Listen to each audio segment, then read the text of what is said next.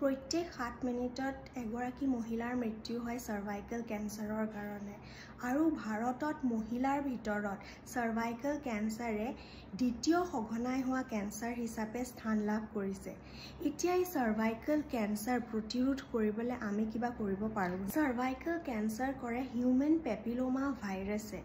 ইয়াক প্ৰতিৰোধ কৰিবলৈ আমি কন্যা সন্তানক 9 বছৰৰ পৰা 26 বছৰৰ ভিতৰত human papilloma virus vaccine HPV vaccine দিব পাৰোঁ।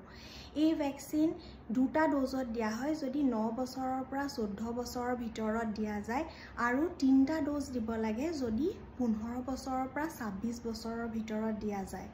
ভেকচিনটো একেবাৰে সেফ হয়, ইয়াৰ কোনো মেজৰ সাইড ইফেক্ট নাই। দিয়াৰ কাৰণে অলপ বিষ, মূৰৰ বিষ, কেতিয়াবা মূৰ ঘূৰণি কিছুমান শিশুৰ হ'ব পাৰে। এই ভেকচিনটো এতিয়ালৈকে চৰকাৰে নেশ্যনেল ইমিউনাইজেশ্যন শিডিউলত বিনামূলীয়াকৈ দিয়া নাই। এই ভেকচিনটো ল'বৰ বাবে আপোনালোকে নিজৰ পেডিয়াট্ৰিচিয়ানৰ লগত যোগাযোগ কৰি পেলাই এই ভেকচিনটো নিজে দিব পাৰে।